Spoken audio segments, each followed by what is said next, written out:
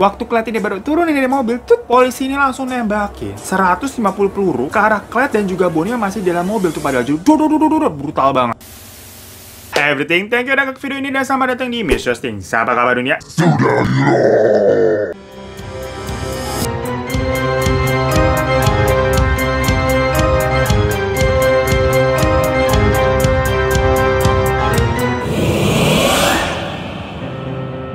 subscribe ya, cekrek.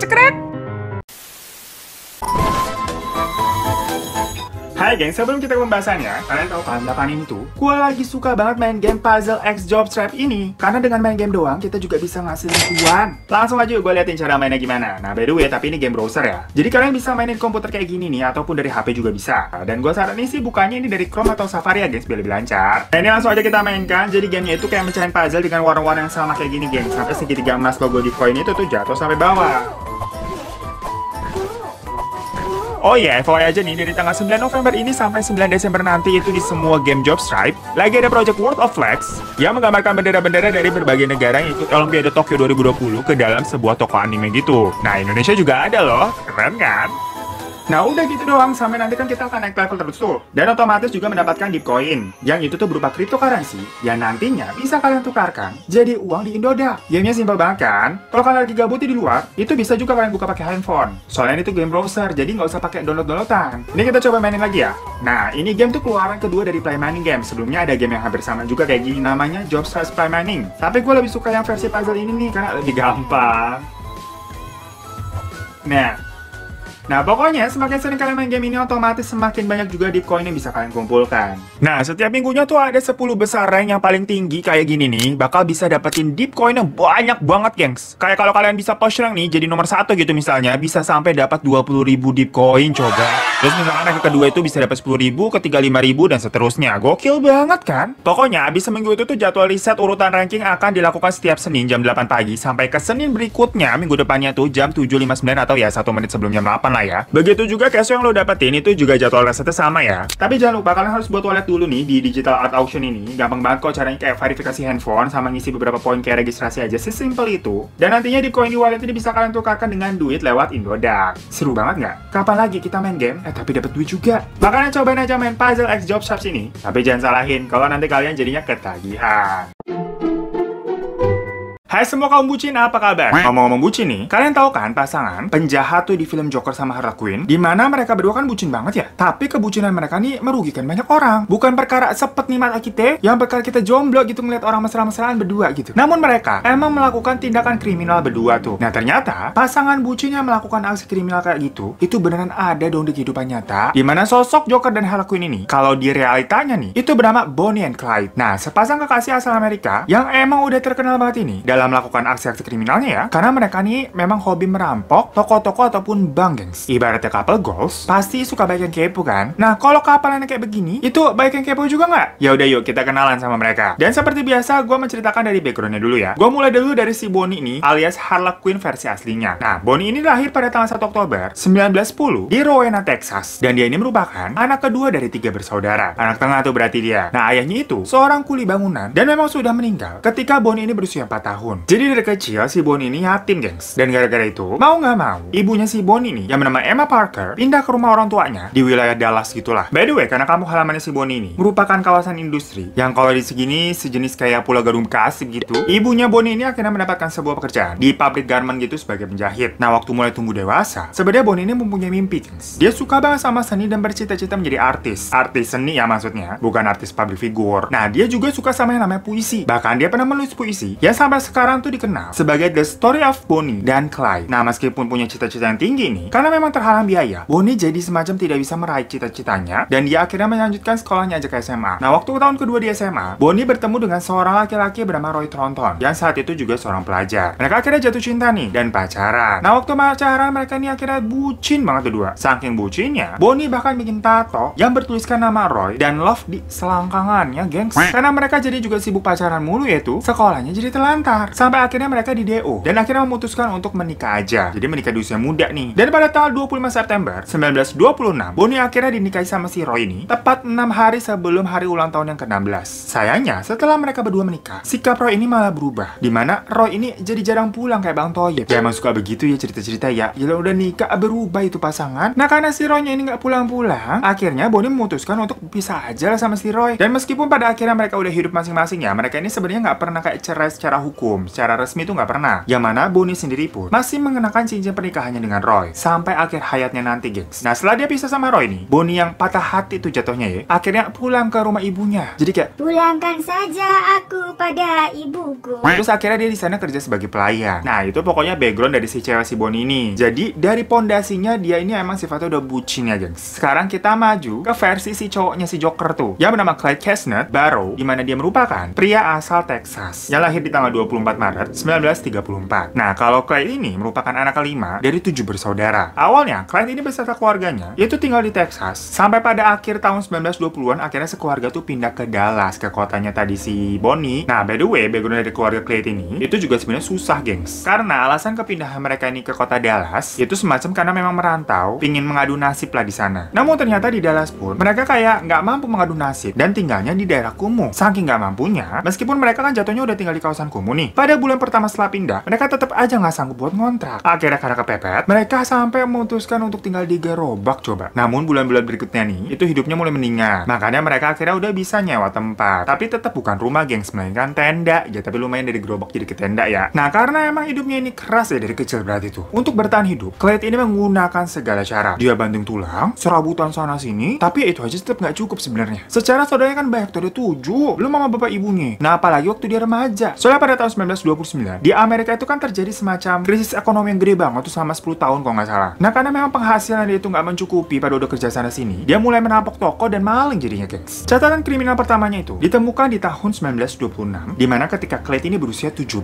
tahun. Saat itu ceritanya, dia menyewa sebuah mobil nih di rental, tapi sampai tengah waktunya dia nggak balik-balikin. Nah pemilik rental ini pasti khawatir dong, langsung lapor ke polisi. Dan dia di situ sempat ditahan tuh. Namun akhirnya dia dilepasin aja karena hanya dianggap telat balikin aja pokoknya, bukan karena mau mencuri. Nah catatan kriminal kedua, itu Clyde ditangkap lagi bareng kakaknya. Karena kali ini dia kedapatan mencuri sebuah truk, di mana truk itu tuh penuh sama ayam-ayam Turki, jadi kayak kalkun gitulah. Yang maksud hati itu tuh buat stok persediaan makanan keluarganya. Jadi sampai segitunya, gengs. Nah dalam perjalanan hidupnya udah semeraut kayak gitu, Clyde ini pertama kali bertemu dengan si Bonnie itu di bulan Januari 1930. Saat itu si Bonnie ini berusia 19 tahun, sedangkan Clyde berarti 20 tahun tuh, setahun lebih tua. Nah mereka ini ketemu juga soalnya dikenalin nih ceritanya sama temennya. Yang mana saat itu Bonnie kan posisinya udah pisah sama lakinya. Jadi Clyde ini bukan pelakor ya, nggak nikung dia. Nah setelah mereka hangout berdua, mereka merasa cocok, jadian. Tapi baru beberapa bulan jadian, lagi anget-angetnya nih, si Clyde ditangkap tuh, yang karena kasus pencurian si truk penuh ayam Turki tadi. Ya karena hal itu, dia nih tahu-tahu dikirim ke sebuah penjara yang bisa dibilang itu penjara hukuman berat. Padahal kan perlakuannya itu tidak berat-berat banget ya, mencuri kayak truk isinya kalkun, bukan kayak pembunuhan gitu maksudnya. Ya nama penjara itu bernama Eastern Prison Farm, dimana itu tuh penjara yang dikenal sebagai salah satu penjara kelas berat, yang petugas tuh kejam-kejam dan suka nyiksa semacam kayak Alcatraz gitu, gengs. Nah si Bonnie yang statusnya udah pacaran sama Clyde dan emang pondasinya bucin, stres lah itu pacarnya dibawa ke sana. Makanya si Bonnie ini menyusun sebuah rencana buat ngebebasin si Clyde. Tuh apa nggak cerita kayak Harley Quinn mau ngebebasin Joker kalau begini? Setelah muter otak, Bonnie ini memutuskan untuk menyelundupkan sebuah pistol saat mau menjenguk Clyde. Nah berhasil tuh, setelah pistol itu diberikan kepada si Clyde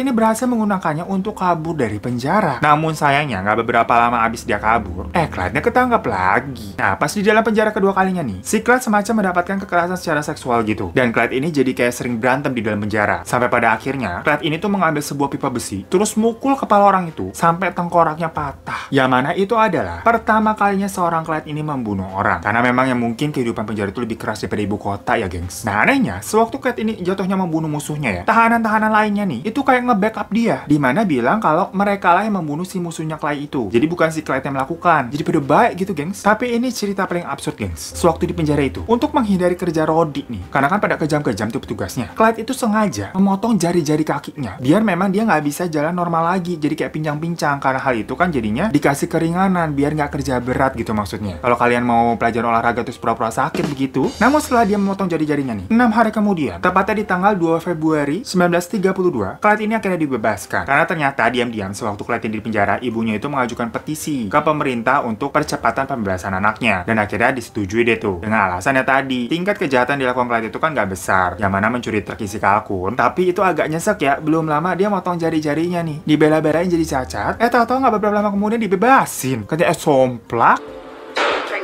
Ya mungkin pada saat itu di dalam penjara memang ekstrim banget kali ya disuruh kerja rodinya, makanya si Clyde ini sampai nekat motong jari-jarinya. By the way, menurut adik dan temannya, setelah keluar dari penjara nih, Clyde itu katanya benar-benar menjadi orang yang berbeda total. Dimana pada awalnya, Clyde ini kan semacam kayak cuman bocah ingusan lah, yang suka melakukan tindakan kriminal-kriminal yang ringan, kayak curi barang, yang gitu-gitu aja. Tapi setelah ngopi-ngopi sama penjahat kelas berat tuh di dalam penjara, dan ngerasain kehidupan kejamnya tadi tuh, keluar dari penjara, bukannya dia insaf, malah semakin jadi kelakuannya, gengs. Dia ini ngerampok sana-sini, dari mulai toko sembako, pom bensin, sampai bank-bank yang kalau dihitung tuh ada lebih dari 10 bank. Dan saat merampok, Clyde ini tidak sendiri, tapi ditemenin pacarnya si Bonnie tadi. Makanya ini bener-bener kayak cerita Joker dan Harley Quinn, guys. Namun, selain punya Bonnie si Harley Quinn nih, Clyde ini juga punya pendukung, yang dinamakan Barrow Gangs. Nah, Barrow Gangs ini, itu adalah sebuah gangster kelompok yang memang dia bangun sendiri. Dan menurut orang terdekat Clyde, setelah keluar penjara tadi, tujuan utama Clyde ini merampok bank-bank itu bukan semata-mata karena duit doang, melainkan suatu bentuk protes terhadap sistem penjara yang dia anggap tuh semena-mena. Jadi jatuhnya dia kayak dendam banget sama polisi dan sipir yang di dalam penjara tadi. Makanya dia ngerampok sana-sini, itu buat nantang emang, dan ngerjain para polisi nih, bisa nggak lu nangkep gua lagi? Dan sekaligus juga ngumpulin dana dan senjata-senjata untuk ngebalas dendamnya itu. Karena memang saat Clyde ini merampok, polisi ini nggak pernah bisa menangkap si Clyde. Soalnya Clyde ini selalu menggunakan pistol dan kendaraan tercanggih pada saat itu, yang jadinya dia bisa selalu lolos dari para polisi. Karena di sisi lain pun, ternyata polisi dulu nih, itu harus membeli sendiri ini pistol sama mobil untuk kendaraan mereka. Jadi memang tidak difasilitasi sama pemerintah. Alhasil, pistol sama kendaraan polisi kalah sama punyanya si Clyde yang emang dari uangnya hasil mencuri. Ibaratnya Clyde udah pakai ninja nih buat kabur, lah polisinya masih pakai beat gitu. Ketinggalan. Nah, tapi meskipun hobi ngerampok, Clyde ini waktu itu tidak pernah membunuh orang jatuhnya, gengs. Makanya sebenarnya warga nih, kalau ketemu Clyde itu nggak pernah terlalu khawatir banget, karena Clyde ini ngerampoknya juga kayak bank-bank besar kan, tempat-tempat yang besar, bukan kayak ngerampok perseorangan. Nah, namun ada kejadian naas yang pertama kali terjadi nih, tepatnya pada tanggal 19 April 1932, di mana waktu geng mereka nih mencoba untuk merampok sebuah toko senjata, tapi ternyata tidak berhasil. Di mana saat itu Bonnie ini tertangkap. Tapi karena ternyata tidak ada bukti yang kuat kalau Bonnie ini ikut terlibat dengan geng mereka, jadinya Bonnie pada saat itu dibebasin. Nah, namun kejadian berikutnya, sewaktu Clyde dan Bonnie ini mencoba merompok toko lain lagi, entah kenapa tahu-tahu si pemilik toko itu ditemukan tewas, gengs. Saksi mata yaitu istri korban sendiri si pemilik toko itu ngaku katanya kalau yang nembak itu adalah Clyde. Tapi memang di sini ada kejanggalan. Soalnya pada saat itu Clyde ini sama sekali tidak masuk toko. Dia cuma nunggu di dalam mobil. Sementara yang beraksi itu adalah para geng yang masuk ke dalam. Jadi gimana caranya Clyde itu bisa nembak? Jadi ini banyak orang yang menduga kalau kematian si pemilik toko itu sengaja dibuat-buat nih sama polisi biar masyarakat panik dan takut sama Clyde dan bisa diajak bekerja sama. Jadi di sini polisinya adalah yang jahat, gengs. Seru ya? Dan bener aja setelah kejadian itu jadinya warga resah dan mendukung polisi, nggak dukung Clyde lagi. Beberapa bulan kemudian, akhirnya Clyde ini berhasil ditangkap dan didakwa atas pembunuhan tadi yang padahal dia tidak lakukan. Saat itu Clyde ini langsung divonis hukuman mati. Zaman dulu sih namanya hukuman mati itu ngeri ya, gengs. Soalnya bukan digantung tapi kayak semacam duduk di kursi listrik. Jadi kayak lebih menyakitkan dan menyiksa. Nah, balik lagi nih, si Bonnie emang bucinin cinta mati sama si Clyde. Pasti nggak rela dan ketakutan sama vonis hukuman itu dong. Akhirnya lagi-lagi si Bonnie ini berhasil meloloskan Clyde dari penjara, gengs. Ini Bonnie hebat banget yang ngomong-ngomong ya. Nah, setelah lolos kedua kalinya itu, mereka tidak pernah tinggal menetap di suatu tempat. Selalu lari-larian mulu kayak orang ditagih utang. Makanya nih mereka pindah-pindah dari satu negara ke negara bagian lain di seluruh Amerika Serikat. Masalahnya kan dia udah ketahuan buron. Bukannya kayak pergi ke tempat terpencil gitu ya, terus ngejalin hidup yang biasa-biasa aja biar tidak terlalu mencolok gitu maksudnya. Tetap aja mereka berulah. Pada 5 Agustus, Clyde ini malah mabok-mabokan di Oklahoma. Dan pada tahun tersebut, alkohol di sana tuh masih ilegal jatuhnya, gengs. Dan waktu dia didatengin polisi ini karena mabok, soalnya kan ilegal, Clyde ini langsung ngebrontak dan malah membunuh si polisi tersebut. Nah, gara-gara kejadian itu, ya otomatis kepolisian Oklahoma nih itu langsung ngeburu dan ngejar-ngejar si Clyde. Tapi gagal sih karena Clyde ini udah berhasil pindah ke kota lain. FYI aja, di Amerika itu kan memang tersusun dari banyak banget negara bagian tuh. Dan tiap-tiap negara bagiannya itu punya otoritas dan otonominya sendiri-sendiri. Jadi kalau udah pindah ke negara bagian lain itu nggak bisa kayak ditangkap sama bagian negara lainnya. Karena jatuhnya udah beda zona, udah beda wilayah. Jadi kayak aman, gengs. Nah, setelah pindah-pindah dari beberapa kota tuh, akhirnya Clyde ini tuh berhenti di suatu kota di mana itu tempat kakaknya sama istrinya tinggal. Nah, saat itu kakaknya sebenarnya udah hidup damai. Dan istrinya juga udah kayak buka usaha jasa bersih-bersih rumah lah, udah kayak hidupannya normal. Dan ketika Clyde datang, istri kakaknya udah feeling nih dari awal. Ini kalau suaminya deket lagi sama si Clyde, bisa kumat nih jangan jangan. Maksudnya jiwa kriminalnya kumat gitu, bukan asam lambung yang kumat. Nah, namanya juga feeling istri ya, kuat banget. Bener aja firasatnya kenyataan. Ketika ketemu Clyde, suaminya ini jadi melakukan kriminal lagi. Tapi ya karena istrinya ini emang udah bucin banget sama suaminya, jadi dia ikut-ikutan deh tuh. Melakukan apa aja yang diperbuat sama suaminya, termasuk ikutan ngerampok. Tapi pada sialnya, mereka berdua ini akhirnya tertangkap, gengs. Jadi kakaknya Clyde sama istrinya tuh ketangkap. Dimana si kakaknya Clyde itu pada akhirnya meninggal karena memang sakit fenomia, sedangkan istrinya itu divonis 10 tahun penjara. Gara-gara si Clyde ini mampir tuh ketemu lagi. Walaupun sudah membuat kayak kehidupan kakaknya itu jadi berantakan ya, si Clyde sama Bonnie ini tetap aja melakukan perampokan dan ngebunuh para polisi juga. Tapi ingat ya, Clyde dan Bonnie ini itu dendamnya sama polisi aja, jadi mereka ini ngebunuhin emang polisi-polisi. Jadi mereka memang tidak melukai warga sipil. Tapi sewaktu perampokan berlangsung pun, sebenarnya Clyde dan gengnya ini itu makin hari kayak melakukan menyandra orang gitu, gengs. Tujuannya sih emang bukan buat membunuh, tapi biar buat mengancam polisi. Jadi walaupun dia nyandra orang nih, orang tersebut pastinya nanti akan dilepaskan. Sampai pada akhirnya hari H yang mereka nanti-nantikan ini pun terjadi, yaitu untuk menyerang penjara Estem yang tadi tuh di awal si Clyde-nya itu dimasukin. Kan dia dendamnya emang penjara itu kan. Pada Januari 1934, mereka beneran nyerang ke sana tuh dan melepaskan semua tahanan yang di dalamnya. Masalahnya ketika penyerangan, salah seorang tahanan yang dilepaskan itu membunuh jenderal yang menguasai penjara tersebut. Nah, otomatis kejadian itu membuat pemerintah pusatnya jadinya murka dan akhirnya Bonnie and Clyde serta gengnya itu menjadi buronan satu Amerika. Bahkan pemerintah ini menghargai jasad Bonnie and Clyde ini sebesar 1000 US dollar, gengs. Seketika itu juga Bonnie dan Clyde menjadi banyak buronan orang. Bukan cuma polisi aja, tapi orang-orang biasa jadi akhirnya ngeburu juga karena ada rewardnya. Salah satunya ada jenderal Amerika yang bernama Frank Hammer, dimana dia gencar banget buat ngejar si Bonnie and Clyde ini. Dia ini sampai mempelajari kebiasaannya dari Bonnie and Clyde. Dan setelah diperhatikan, ternyata Bonnie and Clyde ini selalu pulang ke rumah orang tuanya sehabis merampok. Wah, anak berbakti berarti ya. Masih inget sama orang tua, emangnya elu nih. Beda emang sama anak zaman sekarang yang pamer HP-nya